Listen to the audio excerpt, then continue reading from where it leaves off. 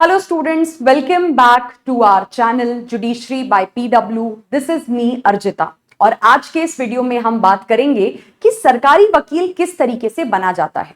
देखिए, आप जब अपनी LLB कंप्लीट कर लेते हैं तो LLB कंप्लीट करने के बाद अगर आपका मन सरकारी नौकरी करने का है तो सरकारी नौकरी करने के या सरकारी नौकरी लेने के आपके पास कई सारे ऑप्शंस अवेलेबल होते हैं। जैसे कि सबसे पहला क्या, आप चाहे तो जज बन सकते हैं, यानी कि जुडिशरी में जा सकते हैं। दूसरा, आप बैंक्स में जा सकते हो अगर आपको बैंकिंग सेक्टर में इंटरेस्ट है तो, क्योंकि बैंक के भी अपने क्या होते हैं, लीगल ऑफिसर्स होते हैं। तीसरा, आप चाहे तो पब्लिक सेक्टर अंडरटेकिंग्स यानी कि PSUs को ज्वाइन कर सकते हैं, जैसे कि ONGC है, NTPC है, BHEL है। और चौथा ऑप्शन यहां पे हो जाता है सरकारी वकील बनना। लेकिन अब जो लोग सरकारी वकील बनना चाहते हैं उनके मन में इस करियर ऑप्शन को लेके कई सारे सवाल रहते हैं, जैसे कि एज क्या होती है, इसका क्या कोई एग्जाम करवाया जाता है या फिर सीधे डायरेक्ट भर्ती होती है, अगर एग्जाम होता है तो उसका सिलेबस क्या रहता है, सैलरी वगैरह कैसे मिलती है, और कौन कौन लोग इस जो है सरकारी वकील को बनने के लिए या इस करियर ऑप्शन को चूज करने के लिए एलिजिबल माने जाते हैं। तो इन्हीं सारी चीजों के बारे में आज के इस वीडियो में हम समझने वाले हैं। ठीक है, देखिए, सबसे पहले तो मैं आपको ये बता दूं कि सरकारी वकील बनना या पब्लिक प्रोसिक्यूटर बनना दो तरीके से अचीव किया जा सकता है। एक होता है जहां पे आपको कई साल हो चुके होते हैं प्रैक्टिस करते हुए, खास करके क्रिमिनल फील्ड में आपको अच्छी खासी एक्सपर्टीज हो जाती है, तो उसके बाद आपको सीधे यहां पे पब्लिक प्रोसिक्यूटर बना दिया जाता है। दूसरा तरीका होता है कि अगर आप कम एज में as a fresher public prosecutor बनना चाहते हैं, सरकारी नौकरी लेना चाहते हैं, तो उसके लिए आपको एक एग्जाम क्लियर करना पड़ता है, जो कि आपका पब्लिक सर्विस कमीशन करवाता है। यानी कि जो इंडिया में अलग अलग स्टेट पब्लिक सर्विस कमीशंस हैं, जैसे कि यूपी है, बिहार है, मध्य प्रदेश है, झारखंड है, राजस्थान है, ये लोग अपने अपने स्टेट का क्या करवाते हैं, पब्लिक प्रोसिक्यूटर का एग्जाम कंडक्ट करवाते हैं। तो आप अगर कम एज में, कम उम्र में, बिना किसी एक्सपीरियंस के साथ पब्लिक प्रोसिक्यूटर बनना चाहते हो तो उसके लिए आपको इन एग्जाम्स को क्रैक करना पड़ेगा। अच्छा, अब इन एग्जाम्स को देखिए अलग अलग स्टेट्स में अलग अलग नामों से जाना जाता है। जैसे अगर हम बात करते हैं, दिल्ली में इस एग्जाम को APP कहते हैं, यूपी में, बिहार में इसको APO कहा जाता है। ठीक है, इसके साथ साथ हरियाणा में ये एग्जाम ADA के नाम से जाना जाता है, MP में इसको हम MP ADPO के नाम से जानते हैं। तो मतलब APO, APP मोर और लेस ये लगभग सभी जो है पब्लिक प्रोसिक्यूटर की भर्ती वाले एग्जाम्स होते हैं। अब सबसे पहले आप ये समझो कि अगर आप पब्लिक प्रोसिक्यूटर बनना चाहते हैं तो आपका रोल क्या रहने वाला है, आपका क्या काम क्या रहेगा। देखिए, हम सब जानते हैं कि जो भी अपराध होते हैं, जो भी क्रिमिनल केसेस होते हैं, वहां पे जो केस दर्ज होता है वो स्टेट के नाम पे दर्ज होता है। केसेस जो फाइट किए जाते हैं वो भी स्टेट के बिहाफ पे किए जाते हैं। तो ऐसा समझ लीजिए कि वो वकील जो कि सरकार की मदद करते हैं क्रिमिनल केसेस को लड़ने में, मतलब क्रिमिनल ट्रायल कंडक्ट करने में, विटनेसेस को एग्जामिन करने में, बेल एप्लीकेशंस के अगेंस्ट यहाँ पे आर्ग्यू करने में, है ना, अपील को यहाँ पे अपोज करने में, इसके साथ साथ पुलिस की इन्वेस्टिगेशन करने में, पुलिस की चार्जशीट फाइल करने में, मतलब कुल मिला के जितने भी क्रिमिनल केसेस हो रहे हैं उसमें आप जो भी सपोर्ट प्रोवाइड करते हो, जो भी असिस्टेंस प्रोवाइड करते हो, कोर्ट में जो केसेस वगैरह लड़ते हो, ये सारा पब्लिक प्रोसिक्यूटर्स के द्वारा देखा जाता है। तो मोरल लेस आपका रोल क्या रहेगा, क्रिमिनल लॉ से स्टेट में जो क्रिमिनल फंक्शनरी है उसको मैनेज करने का आपका रोल यहां पे रहता है।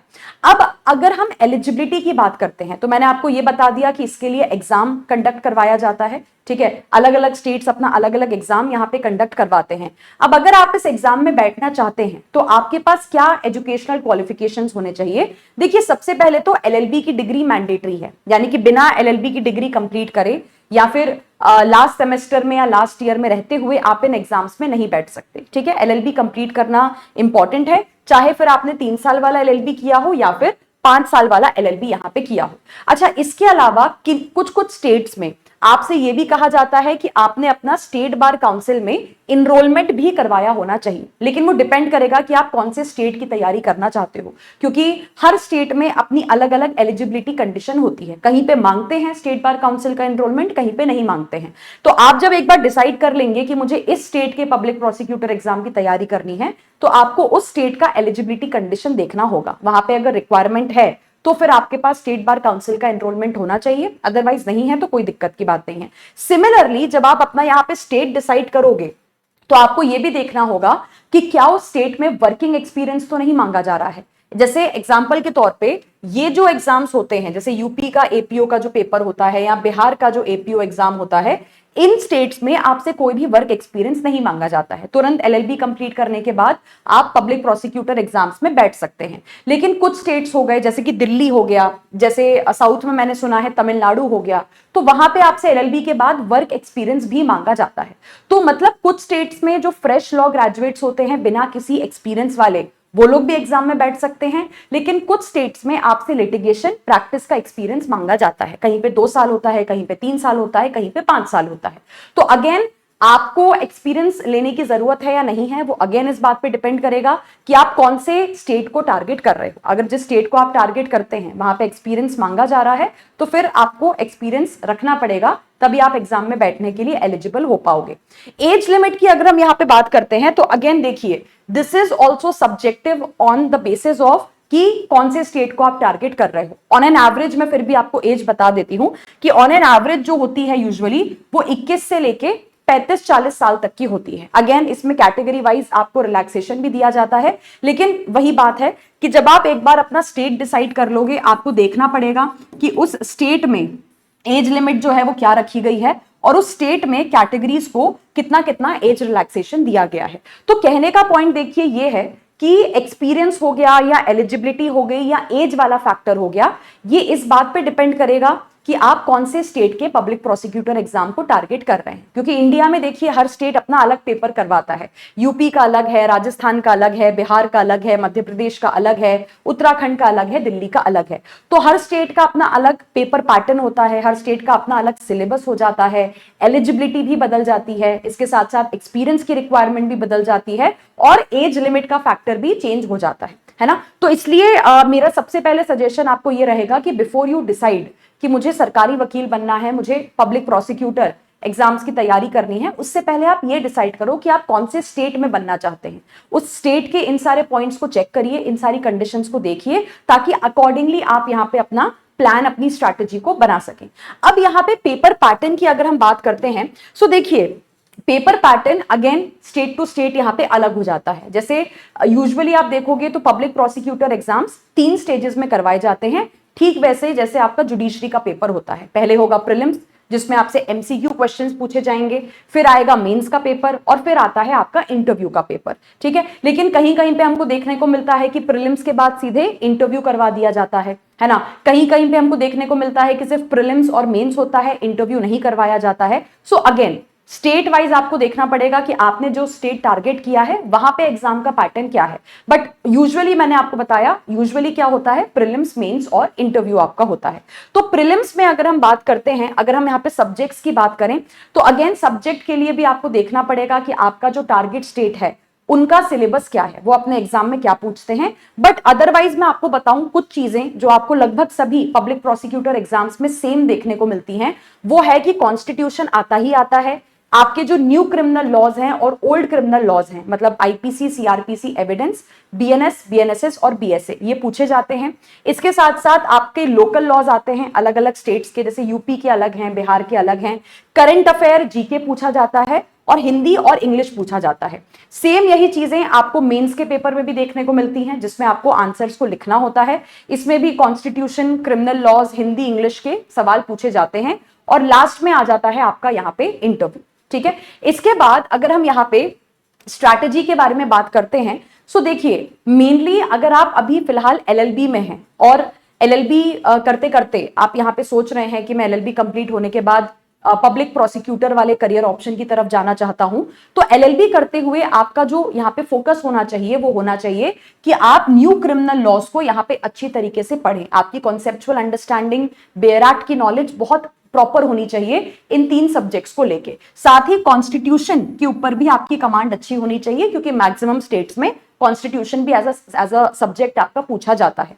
ऑल्सो अगर आप एलएलबी कंप्लीट कर चुके हैं और कंप्लीट करने के बाद आप पब्लिक प्रोसिक्यूटर का एग्जाम देने के बारे में सोच रहे हैं, तो भी आपको मैं सेम अप्रोच फॉलो करने को ही कहूंगी कि सबसे पहले अपने जो क्रिमिनल लॉज हैं यहाँ पे उनके ऊपर कमांड बनाइए, उनको अच्छी तरीके से प्रिपेयर करिए, कॉन्स्टिट्यूशन को अच्छी तरीके से प्रिपेयर करिए, क्योंकि अल्टीमेटली जो आपका पेपर करवाया जाता है उसमें इन्हीं सब्जेक्ट्स का सबसे ज्यादा वेटेज, सबसे ज्यादा क्वेश्चंस आपको देखने को मिलते हैं। बाकी यहाँ पे अगर हम सैलरी की बात करते हैं तो सैलरी देखिए again state to state vary करती है, बट ऑन एन एवरेज में अगर आपको बताऊं तो लगभग 50,000 से लेके 90,000 के बीच में आपकी सैलरी होती है, प्लस जो सरकारी बेनिफिट्स आपको अलग से मिलते हैं जैसे कि एचआरए मिलता है, डीएनएस अलाउंस मिलता है, मेडिकल फैसिलिटीज वगैरह जो आपको प्रोवाइड यहाँ पे की जाती है।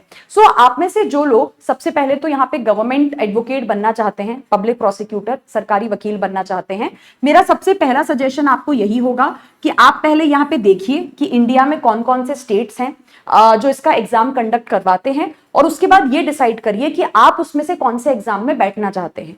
जैसे मान लेते हैं आपने डिसाइड किया कि ठीक है मुझे यूपी एपीओ एग्जाम की तैयारी करनी है, तो इस एग्जाम को पूरी तरीके से, मतलब यूपी एपीओ के एग्जाम को आप पूरी तरीके से एनालाइज करो। एनालाइज करोगे तो आपको एक एक बात समझ में आ जाएगी कि सबसे पहले जैसे कि मैंने आपको बताया कि एज लिमिट आपकी क्या होनी चाहिए, ठीक है। दूसरा यहाँ पे आपको समझ में आ जाएगा कि एलिजिबिलिटी में ये आपसे क्या कुछ मांग रहे हैं, क्या कोई वर्क एक्सपीरियंस मांगा जा रहा है या नहीं मांगा जा रहा है, ठीक है। तीसरा आपको यहाँ पे समझ में आ जाएगा कि सैलरी वगैरह किस तरीके से रहती है, ठीक है। चौथा आपको यहाँ पे समझ में आ जाएगा सिलेबस कि आपको क्या पढ़ना है, कितना पढ़ना है ना। और रही बात आपके एग्जाम पैटर्न की कि प्रीलिम्स मेंस इंटरव्यू के हिसाब से तैयारी करनी है या सिर्फ प्रीलिम्स और इंटरव्यू मेंस नहीं करना है, इस तरीके से। तो जब आप टारगेट स्टेट अपना डिसाइड कर लेते हो तो आपको हर चीज के ऊपर क्लैरिटी मिल जाएगी डिपेंडिंग ऑन कि भाई स्टेट का क्या पैटर्न है, स्टेट किस तरीके से अपना एग्जाम कंडक्ट करवाता है।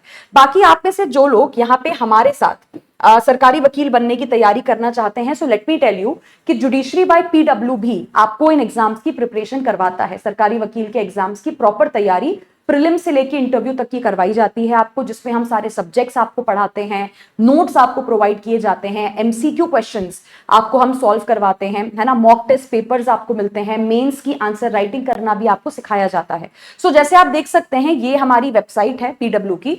इसमें जब आप ऑल कोर्सेज पे क्लिक करेंगे, यहाँ पे एक ऑप्शन आपको दिखाई देगा विच इज गवर्नमेंट एग्जाम।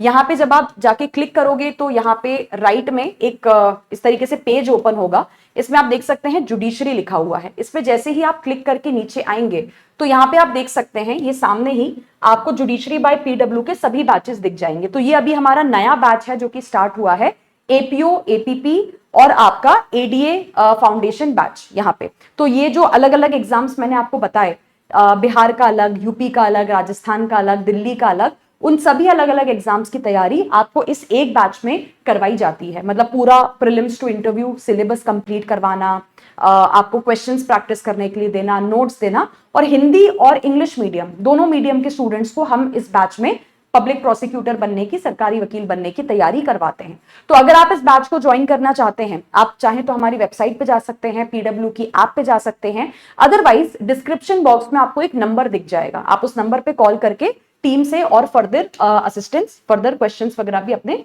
पूछ सकते हैं। So thank you so much once again, take care, all the best for your preparation, bye bye.